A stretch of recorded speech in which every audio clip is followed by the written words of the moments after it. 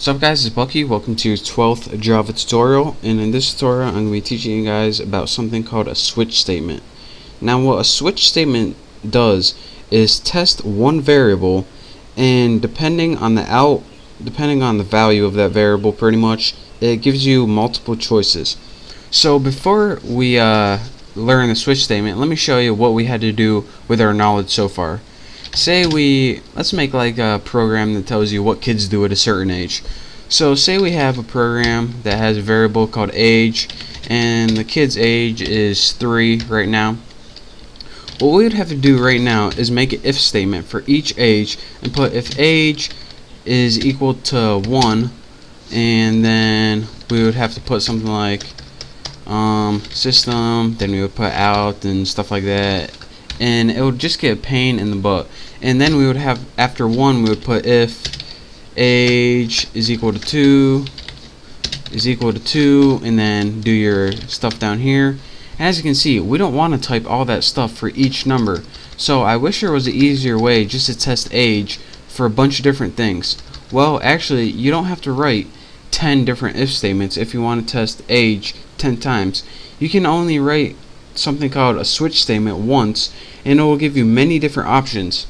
So instead of writing 10 different if statements to see what a kid does from ages 1 to 10, let me show you guys what to do. What you do is write the word switch, and what switch does is find the variable value in the parameters. So what variable do we want to test? We want to test age.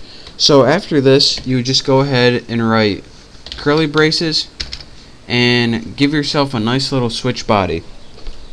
Now instead of writing a bunch of if statements, all you would have to do is write, they're called cases. Now what case means is if the value of age is equal to 1, what do we want to do? And after case 1, go ahead and put a regular colon. And I don't know if you guys can see this, but this is a regular colon after the 1 and not a semicolon. So in the case of 1, let's go ahead and system out print line. So what can they do at 1? You can crawl. And then after this, you want to add something called break. Now what break does is it means, alright, if this is true and age equals 1, then we have no reason to go to the rest of the program, so you can just exit. And I'll be talking about that more later, but for now, just make sure you have it. So you can just repeat this for as many options as you want. So in the case of 2, what do we want to happen? Let's just copy this. Copy, save yourself some time. You can talk. So in the case of 2, if age equals 2, what do we want to do? We want to print you can talk and then break. And let's go ahead and make one more. In the case of 3, again, using lazy, don't feel like typing at all. In the case of 3, you can get in trouble. And I know I spelled trouble wrong, but just deal with it. So here's what you do. You put switch and then put the variable you want to test the value of. Then you put the values that are possible after the word case. Now after, in the case body, what you do is write, alright, if age is equal to 1, here's what I want you to do. If age is equal to 2, here's what I want you to do. If age is equal to 3, here's what I want you to do. And the last thing you have in every switch statement is something called a default. And to do that, you just write default. And what this does is if none of those values are true, it does a default statement. So let me scroll up a little bit so you can see. And again, you don't need a value for this like default 4, because it already knows, alright, if everything else is false, this is what you're going to do. So that's why you don't need a value. So let's go ahead and write, actually let me go ahead and copy this since I'm lazy. Copy.